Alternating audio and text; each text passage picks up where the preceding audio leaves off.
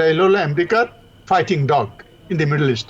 গায়ের জোরে আপনি কতদিন করবেন? সারা বিশ্ব একদিকে, এখন আমেরিকা এবং ইসরায়েল একদিকে। বাইডেন যেটা দাবি করেন তার পররাষ্ট্রনীতির সাফল্য, পররাষ্ট্রনীতির ক্ষেত্রে সাফল্য একদম নেই। যুক্তরাষ্ট্রের পয়েন্ট অফ ভিউ থেকে এই দেশের রাজনৈতিক, অর্থনৈতিক সব দিক থেকে বিবেচনা করলে কিছু কিছু সাফল্য তার আছে।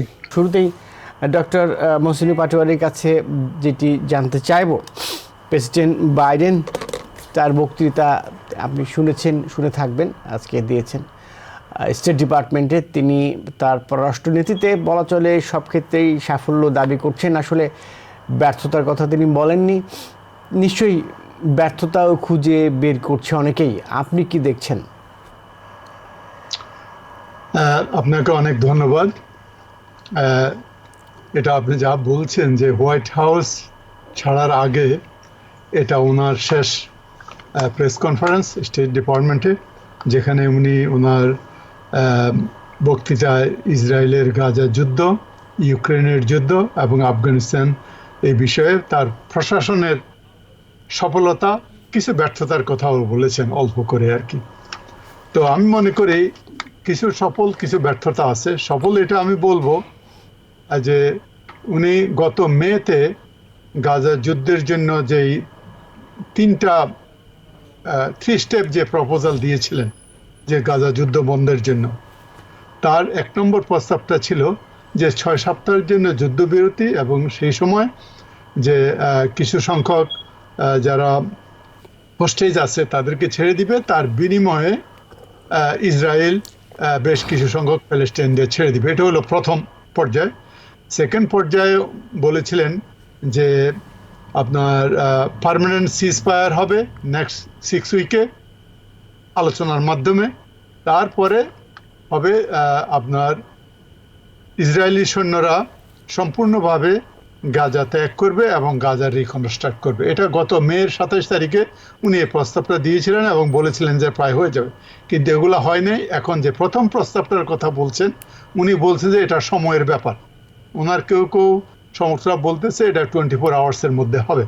সুতরাং আমি বলবো যে যুদ্ধবিরতিটা একটা সফলতা আমি বলতে পারি, বুঝতে পারছেন।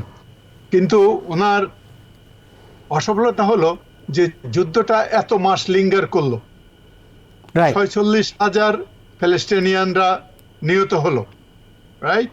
তারপরে প্রায় 90% অফ 2.3 মিলিয়ন গাজাবাসী স্থানান্তরিত হলো, এক জায়গা থেকে আরো জায়গায় চলে গেল, তাদের বাড়িঘর পুড়ে গেল। এই যে তার মধ্যে যারা মারা গেলেন 46,000, তার বেশিরভাগ নারী এবং শিশু। এটা আমি মনে করি। তারপরে ইন্টারন্যাশনাল কোর্ট ICC বলছে যে ইসরায়েলি প্রাইম মিনিস্টারকে ওয়ার ক্রাইম হিসেবে জেনোসাইডের জন্য দায়ী করা হয়েছে। এই যে জিনিসগুলো হয়েছে এত 15 মাস, 10-15 মাস, এটার জন্য সম্পূর্ণ আমেরিকান অস্ত্র, আমেরিকান সাহায্য উপরে ভিত্তি করে এই জিনিসগুলো হয়েছে। সুতরাং এটা আমি বলবো আমেরিকান পলিটিক্সের ব্যর্থতা। এটার বিভিন্ন জনে বিভিন্ন জিনিস বলে। কেউ বলে যে যেহেতু American foreign policy is hijacked by the lobbying group. এটা প্রফেসর জন মেশমেয়ার কথা যদি আপনি দেখেন, ইউনিভার্সিটি অফ শিকাগোর প্রফেসর, উনি বলবে যে এটা লবিং গ্রুপের জন্য আমাদের সব কংগ্রেস এবং সব everything hijacked, white house is hijacked. But অন্যান্য ইয়েদের মতে তারা মনে করেন এটা না, এটা হলো ইসরায়েল হলো আমেরিকার fighting dog in the Middle East, Middle ইস্টকে কন্ট্রোল করার জন্য করে। সুতরাং যেটাই হোক না কেন, আমেরিকান দুই দলের মধ্যেই এটা একটা সমঝোতা আছে এই সাহায্যের ব্যাপারে। এই ব্যর্থতাটা আমার মনে হয়েছে মিডল ইস্টে, আমি মনে করি। আশা করি এবার আসলে ছাড়ার আগে, আপনি জানেন প্রেসিডেন্ট ইলেক্ট ট্রাম্প বলেছে যে এটা না হলে মিডল ইস্টে হেল হবে। সে গাজা হেলের কথা বলে নাই, বলছে মিডল ইস্ট হেল, এবং সে সাংঘাতিক প্রেসার দিছে তার যেই middle east envoy Steve Witkoff, president ট্রাম্পের, উনি মিডল ইস্টে আছেন, উনি এ নিয়ে ইসরায়েলের সাথে কথা বলছে, প্রেসার দিচ্ছেন। প্রেসিডেন্ট বাইডেনের যে Middle East adviser Brad McGurk, উনিও সেখানে। ইসরায়েলের মোসাদের হেড, ইসরায়েলি ইন্টেলিজেন্সের হেড, ইজিপ্টের ইন্টেলিজেন্সের হেড এবং কাতারের প্রাইম মিনিস্টার এবং আপনার হামাসের প্রতিনিধি, এরা সম্পূর্ণভাবে এবার ভীষণভাবে চেষ্টা করতেছে যে অন্ততপক্ষে তার লেগেসির জন্য উনি যাওয়ার আগে যে একটা সিজফায়ার যেন ঘোষণা করতে পারে। এটা তার সফলতা বলে উনি মনে করছেন। এটা একটা। কিন্তু দুইটা, আমি এখানে যেটা- একটা প্রশ্ন করতে চাই, বলেন। 2 নম্বর প্রসঙ্গ যাওয়ার আগে, নাকি আপনি 2 নম্বর প্রসঙ্গটা শেষ করবেন? না, আপনি বলেন, আমি দুই প্রশ্ন, আমরা ইউক্রেনের ব্যাপারে যেতে পারি। আর না, এখানে বলেন। রাখতে চাই গাজা প্রশ্নে, ইসরায়েল প্রশ্নে। সেটা হচ্ছে, আমরা দেখেছি প্রকাশ্যেই বেঞ্জামিন নেতানিয়াহুকে, ইসরায়েলকে ধমক দিচ্ছেন অস্ত্র বন্ধ করা হবে। তিনি বলেছেন, তার প্রশাসন থেকে বলা হচ্ছে, কিন্তু আবার অস্ত্র দেওয়া হচ্ছে। বিভিন্নভাবে বেঞ্জামিন নেতানিয়াহুকে বিরত রাখার চেষ্টা করা হয়েছে। একদিকে অস্ত্র দেওয়া হচ্ছে, একদিকে বলা হচ্ছে যে হিউম্যানিটেরিয়ান যে সহায়তা গাজায় সেটা দেওয়া হবে, সেটা চালু রাখা হচ্ছে, নানাভাবে দেওয়া হচ্ছে এবং হবে। তো এই যে দ্বিচারিতা, এইটা অনেকে বলছেন দ্বিচারিতা, আমি বাংলা করছি দ্বিচারিতা।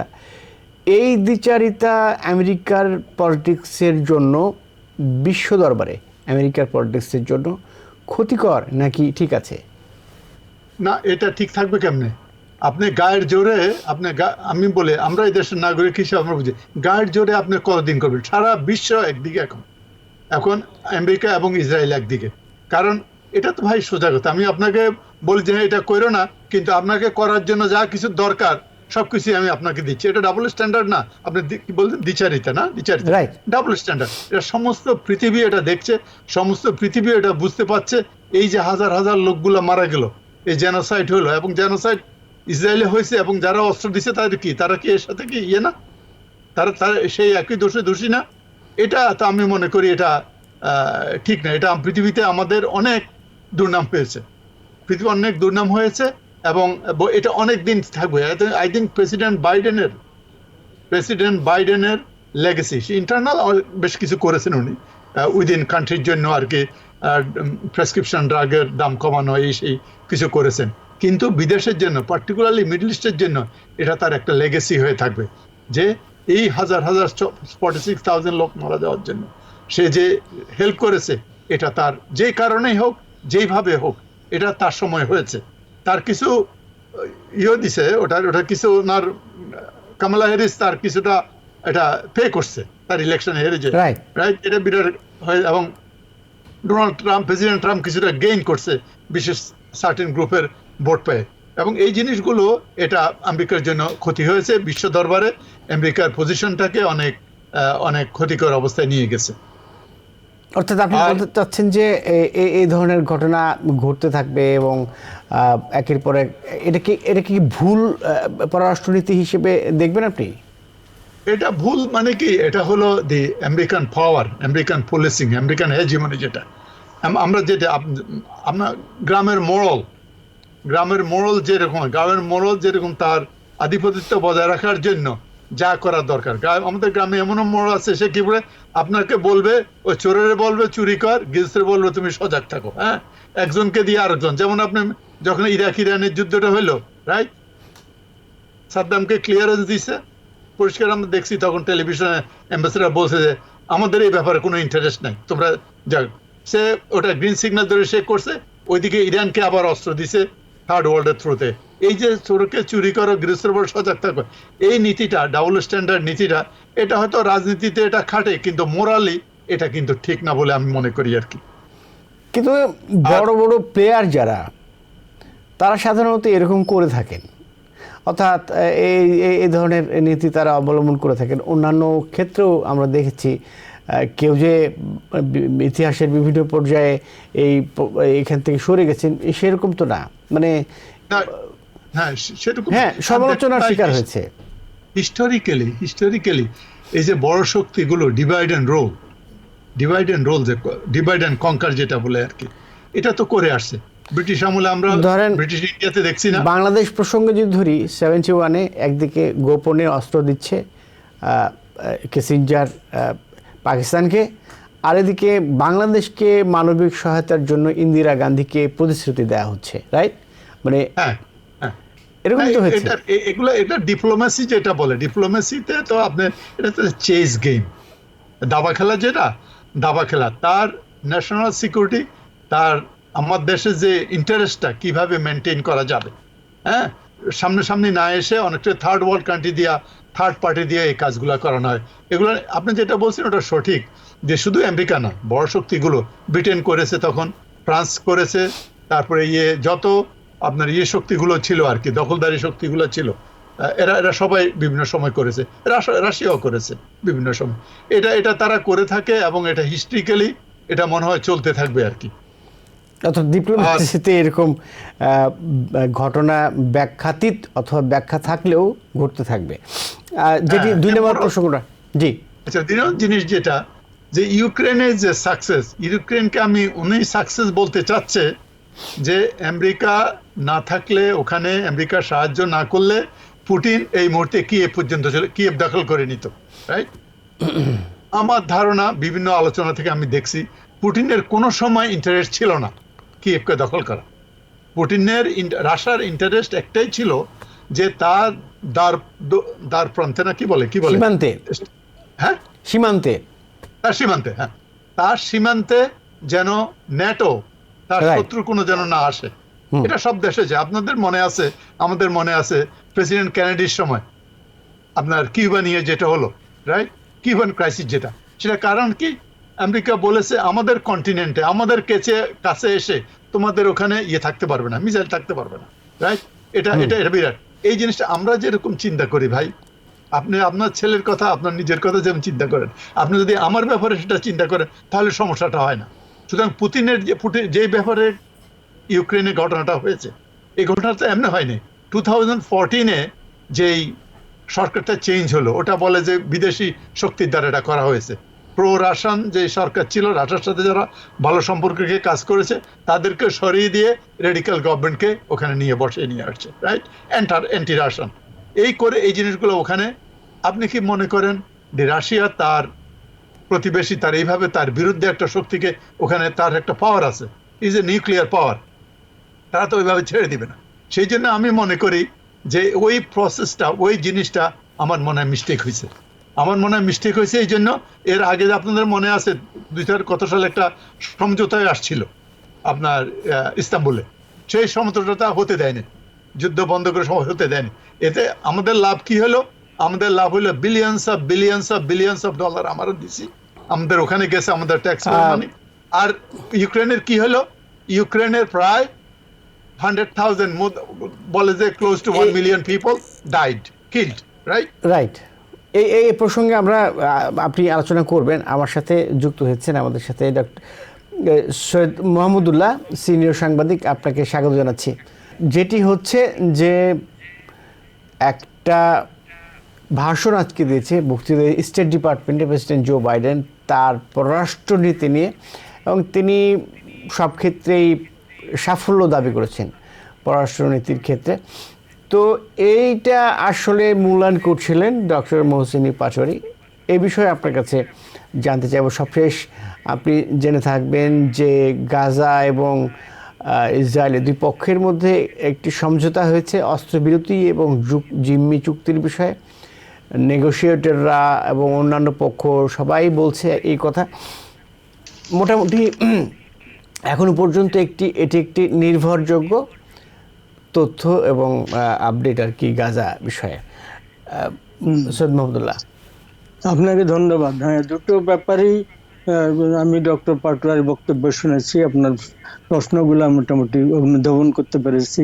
ভিডিও অন না হয় আমি সংযুক্ত হতে দেরি হলো।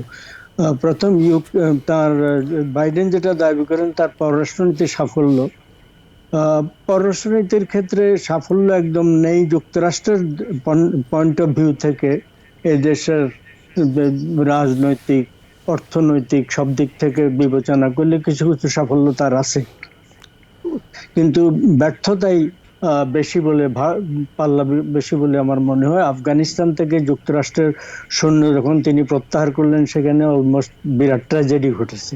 যুক্তরাষ্ট্রের সৈন্য মারা গেছে, সেখানে লোক মারা গেছে, বিরাট ডিজাস্টার। সেটা একটা, মানে এটা যুক্তরাষ্ট্রের মতো একটা মহাশক্তির ক্ষেত্রে একটা অবমান্য সামিল হয়ে গেছে। এটি একটা ইউক্রেনে যুক্তরাষ্ট্র ইউক্রেনকে ন্যাটোতে নেওয়া হবে না এই দাবি, এইটা আশ্বাস দাবি করেছিল রাশিয়া, সেটা যুক্তরাষ্ট্র দেয়নি।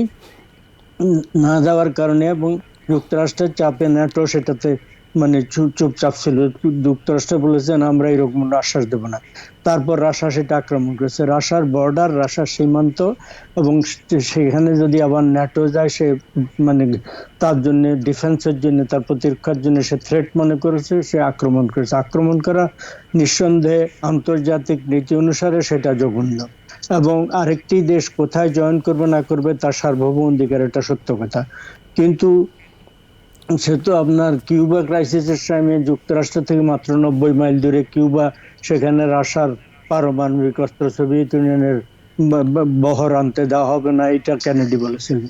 এটা সবসময় তারা সব ক্ষেত্রেই বলে। এখন বিভিন্ন ক্ষেত্রে যুক্তরাষ্ট্রের যে দাবি, রাশিয়ার যে দাবি, মহাশক্তিগুলো তাদের সবসময় তাদের চাপ বজায় রাখতে চায়। তো এখন ন্যাটোকে বহাল রাখা, ন্যাটোকে রাশিয়ার বিরুদ্ধে একটা প্রতিরোধ হিসাবে, প্রতিরক্ষা থ্রেট হিসাবে বজায় রাখা, এটার জন্য যুক্তরাষ্ট্রের নীতি, ইউরোপের নীতি। কিন্তু সেটা করতে গিয়ে আজকে মানে ইউক্রেন ধ্বংস হয়ে গেছে, একটা ধ্বংসস্তূপে পরিণত। ইউক্রেনের 5 থেকে 7 মিলিয়ন লোক, 50 থেকে 70 লক্ষ লোক ইউরোপের বিভিন্ন দেশে দেশে আছে। সেই দেশগুলোর অর্থনৈতিক উপরে তারা একটা বোঝা হয়ে আছে, এবং সেই দেশগুলো এবং যুক্তরাষ্ট্র ওই ইউক্রেনকে অর্থ এবং অস্ত্র সাহায্য করতে করতে তারা নিজেরাও, মানে ইউরোপের দেশগুলো বিশেষ করে ক্লান্ত হয়ে গেছে। যুক্তরাষ্ট্র অনেকটা, যুক্তরাষ্ট্রের রিপাবলিকানদের বেশিরভাগ এটার বিরোধী। এত পরিমাণ ওখানে অস্ত্র দেওয়া, এত পরিমাণ অর্থ দেওয়া এটার বিরোধী। ফলে সেই দিক থেকে ইউক্রেনে যুক্তরাষ্ট্রের পলিসি কতটা সঙ্গত হয়েছে সেটা বলা মুশকিল। এটা যদি হয়, যেটা যুক্তরাষ্ট্রের বাইডেনের পর ডিফেন্স মিনিস্টার সেখানে বলেছিলেন, এই ইউক্রেনে রাশিয়ার হামলার কিছুদিনের মধ্যে তিনি সেখানে গিয়ে বলেছিলেন, আমাদের লক্ষ্য হচ্ছে রাশিয়াকে দুর্বল করে দেওয়া, তাদের আলটিমেট লক্ষ্য। নিউ ইয়র্ক থেকে সম্প্রচারিত TVN 24 টেলিভিশন, বিশ্বজুড়ে বাঙালির কণ্ঠস্বর।